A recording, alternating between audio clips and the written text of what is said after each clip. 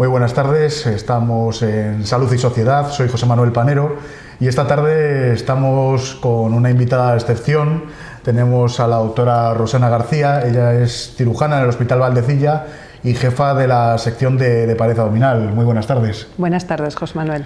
Bueno, Encantada. Lo primero sería que nos explicases un poquito a todos los televidentes qué es la pared abdominal, para centrarnos un poquito sobre todo de qué vamos a hablar hoy.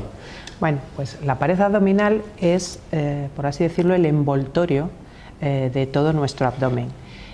La pared abdominal consta de varias capas y es la que protege a todas las vísceras abdominales, entre las que incluimos el estómago, el hígado, el bazo, el intestino delgado, el colon y la vejiga, la vesícula biliar, es decir, todos los órganos abdominales están dentro de la pared abdominal, de la cavidad abdominal, y el recubrimiento es la pared abdominal.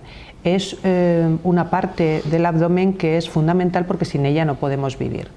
La pared tiene varias capas. Lo primero, de fuera hacia adentro tenemos la piel, por debajo está la grasa, lo que llamamos nosotros el tejido celular subcutáneo, y un poquito más abajo están las estructuras fuertes, las importantes dentro de la pared abdominal, como es el músculo y la saponeurosis. El músculo está revestido por la parte de arriba y por la parte de debajo de una capa fibrosa que se llama aponeurosis y que lo protege. Y luego, debajo de ese músculo, el recto del abdomen, que es el que todos conocemos, la tableta famosa cuando, sí, cuando se hace mucho ejercicio y se pone prominente, bueno, pues por debajo del recto del abdomen hay otras 3 capas más musculares hasta que llegamos al peritoneo, que es una lámina muy finita que es la que ya está en contacto con las vísceras. Sin la pared abdominal no podríamos vivir. Pues la verdad es que vamos a tener un programa interesante y además que abarca un montón de patologías. La primera pregunta que se me ocurre es ¿por qué te hiciste cirujana? Bueno, yo creo que esto me viene desde muy pequeñita ya. Yo era una niña que me encantaba trabajar con las manos, me gustaban mucho los animales, incluso antes de querer ser cirujana yo quise ser veterinaria, yo creo que por ese amor que tenía a los animales, pero sí que me gustaba trabajar con las manos y era muy curiosa en este tipo de cosas. Y al final me fui decantando por la medicina, pero en concreto dentro de la medicina a mí me gustaba todo aquello que era mucho más ejecutivo, que era más resolutivo.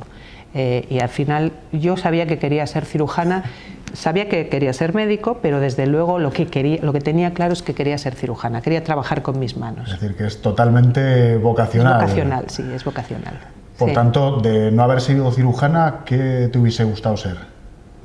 Pues probablemente hubiera acabado de veterinaria, o sea que, es decir, que muy estamos probablemente centrados en la salud, sí o sí. Sí, en la salud. De animales, bueno, también me gusta la botánica, me gusta mucho la jardinería, me gusta también bastante la arquitectura, pero vamos, fundamentalmente me gusta trabajar con las manos.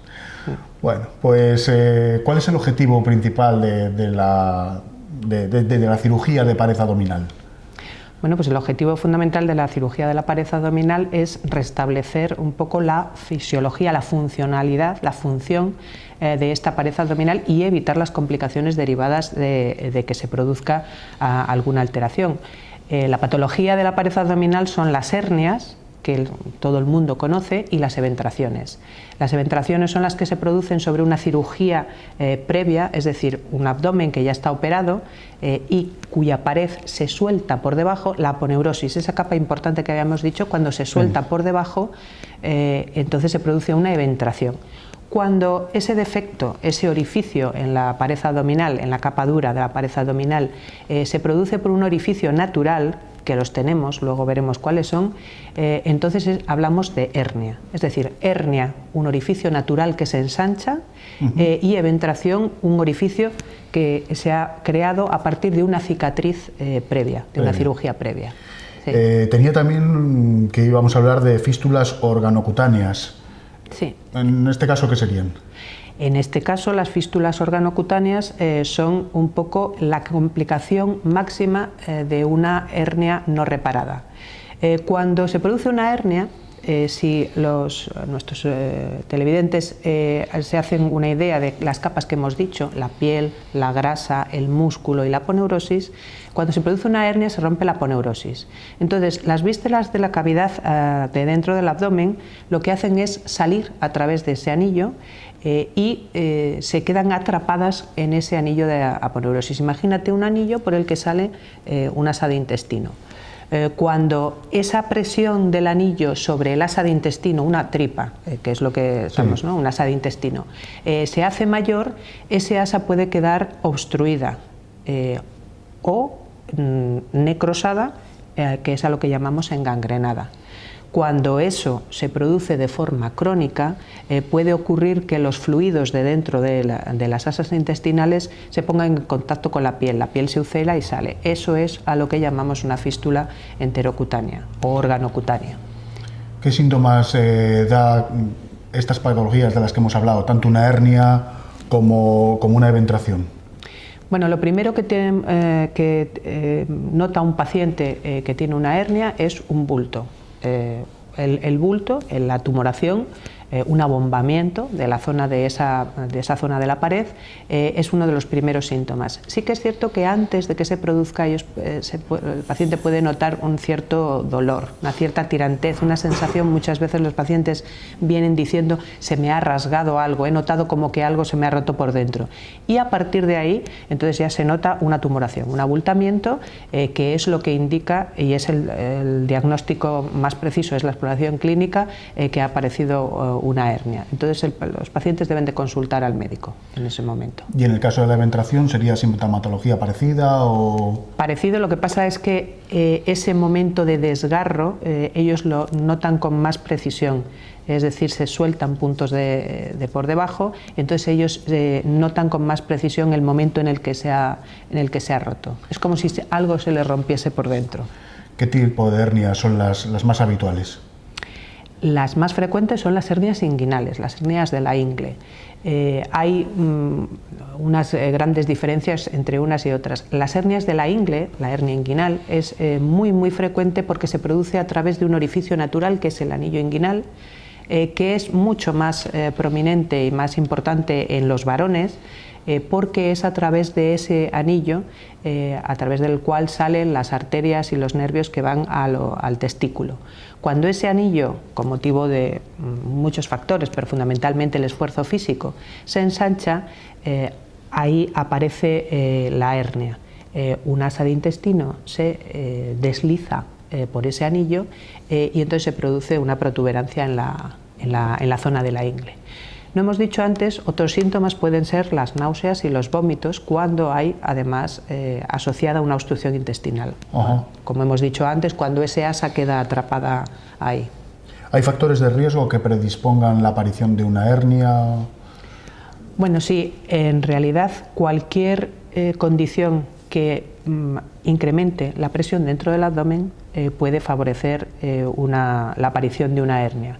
Por ejemplo, hay determinadas profesiones que cursan con esfuerzo físico, albañiles, gente que trabaja cargando pesos, carniceros, hay muchos con mucha frecuencia, estibadores, todo este tipo de personas que hacen mucha fuerza sobre el abdomen sí que están más predispuestos a padecer de la hernia. La obesidad es un factor que también favorece la aparición de las hernias, el embarazo. Es otra condición que incrementa la presión abdominal. En muchas embarazadas aparece una hernia en el ombligo umbilical en los meses más avanzados del embarazo. Y hay otras condiciones físicas como cuando hay líquido dentro del abdomen, por ejemplo en los pacientes que tienen insuficiencia cardíaca y que acumulan líquido, los pacientes cirróticos que también acumulan líquido dentro del abdomen.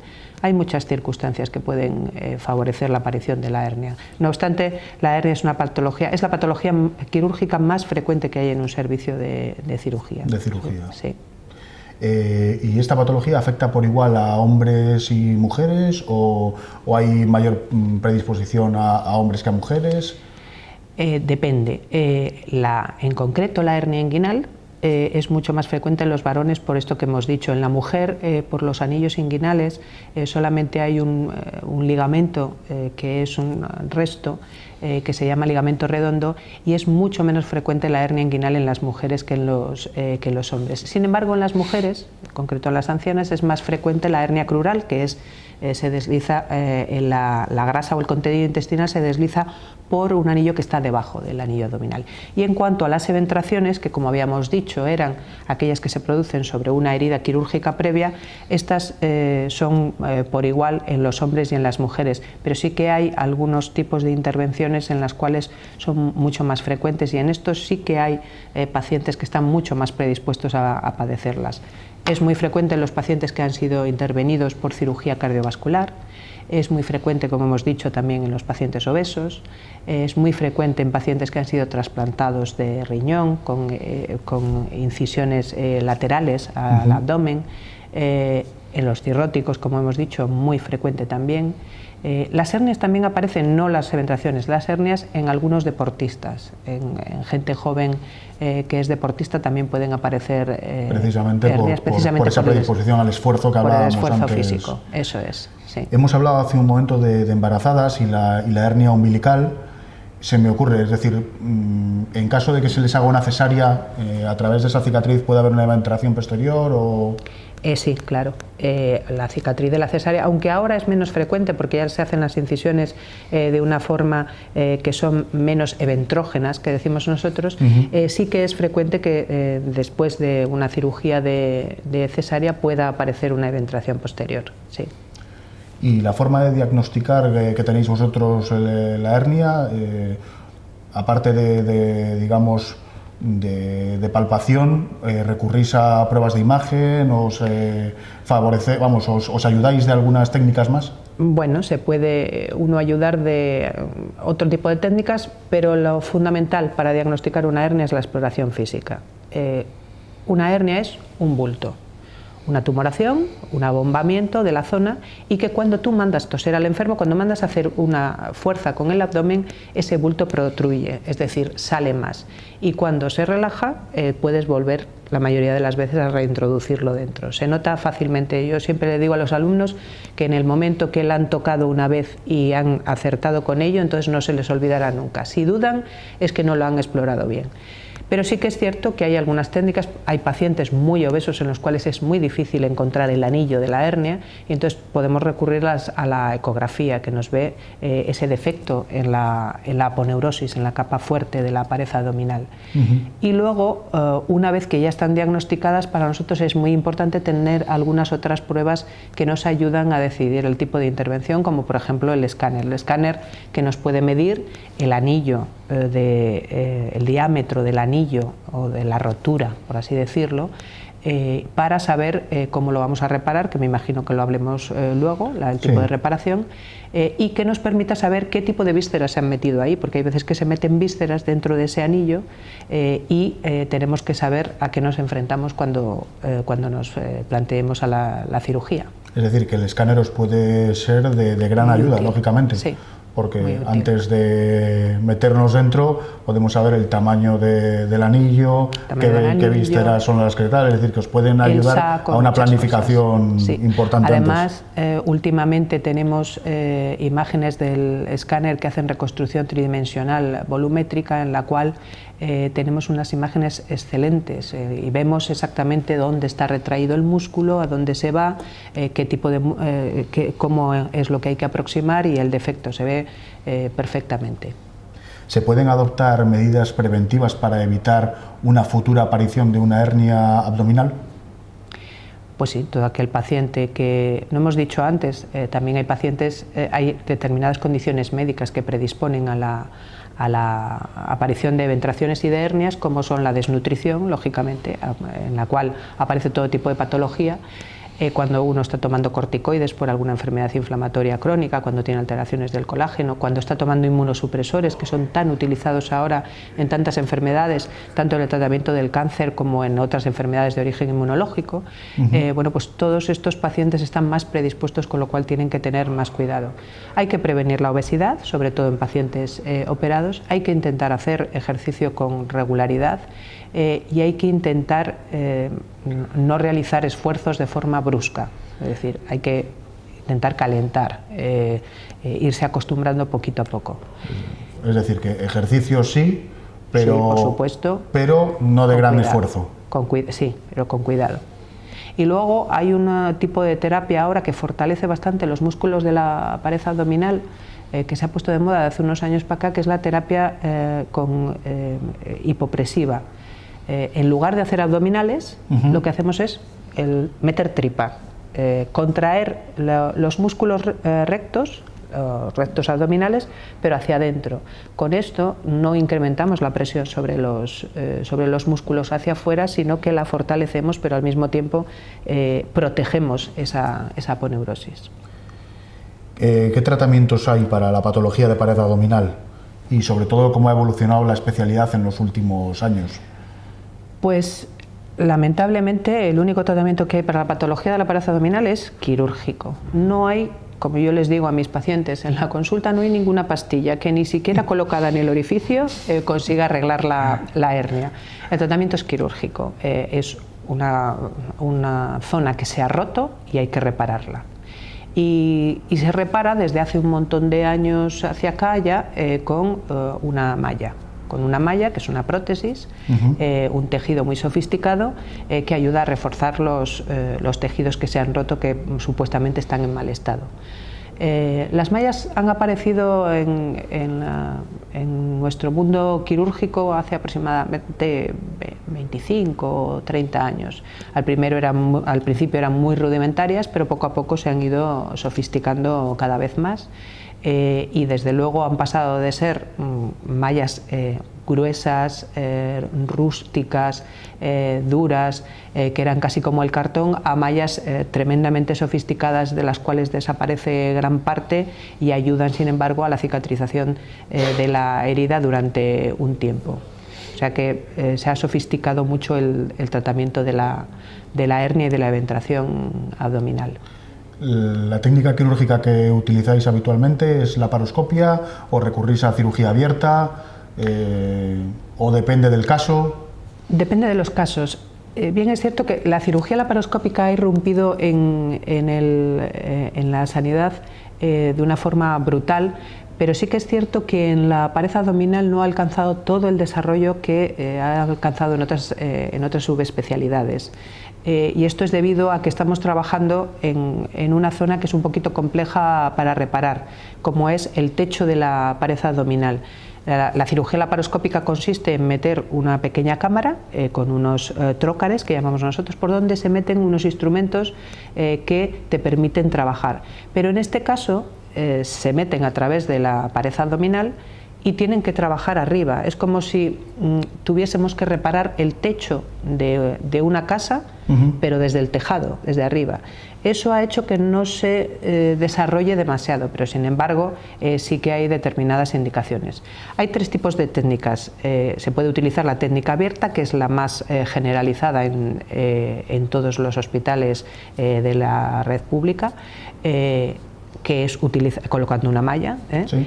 Se puede utilizar la cirugía laparoscópica. Esta tiene sus ventajas en algunos pacientes, sobre todo en los muy obesos, para no atravesar esa gran capa de grasa que puede dar lugar a complicaciones después, como la infección de los bordes de la herida o de la grasa de debajo.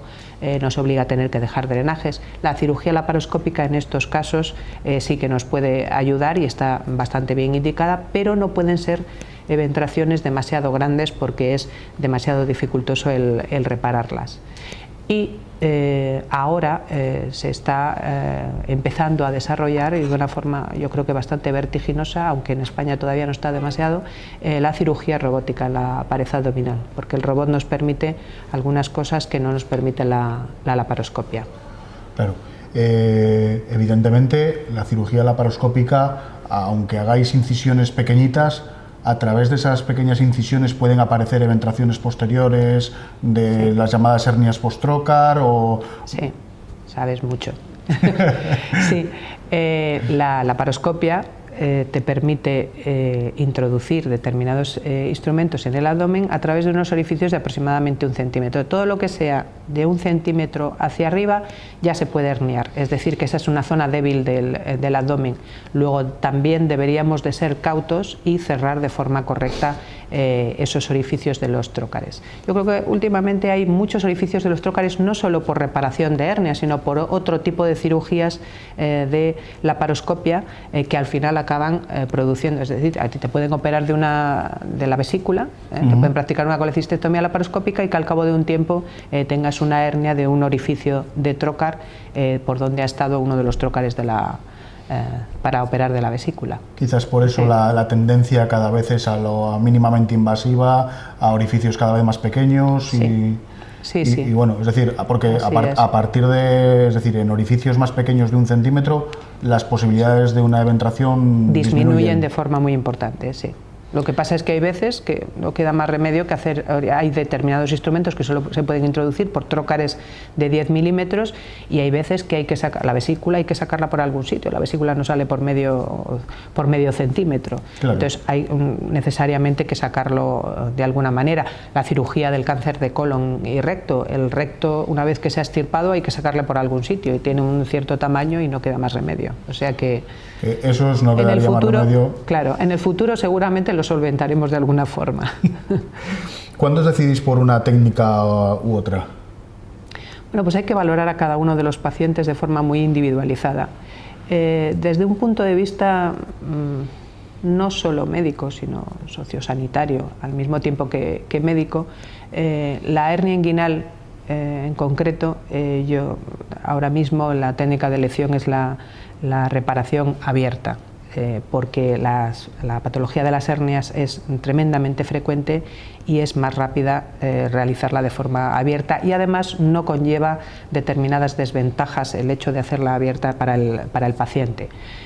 Por ejemplo, en la hernia abierta se puede operar con anestesia local prácticamente, o con anestesia de cintura para abajo, y para la hernioplastia por laparoscopia, para la reparación de la hernia por laparoscopia, sin embargo, al paciente hay que dormirle entero. Entonces, bueno, pues hay que valorar un poquito qué tipo de comorbilidades tiene el paciente, qué otras enfermedades tiene, si es un cardiópata, si padece de los pulmones, de los bronquios, un EPOC. Entonces, hay determinadas cosas que nos hacen orientarnos hacia un lado y hacia otro. En la hernia inguinal en concreto, las acepciones más importantes para la laparoscopia es aquella que es bilateral, cuando la hernia se produce en los dos lados, está justificado hacer un abordaje por laparoscopia, o cuando la hernia se ha reproducido, es decir, un paciente que se le ha reparado una hernia de forma abierta y ha fallado esa reparación y vuelve a salir la hernia. En ese caso, la parte anterior, que es por donde se ha abordado primero, ya está tocada, está cicatrizada, es mucho más difícil repararla, entonces estaría indicado el abordaje por laparoscopia. Esto en cuanto a las hernias. Y en cuanto a las eventraciones, como hemos dicho, tiene que haber determinadas condiciones en pacientes obesos, en eventraciones con anillos. El anillo es el agujero, el diámetro del agujero.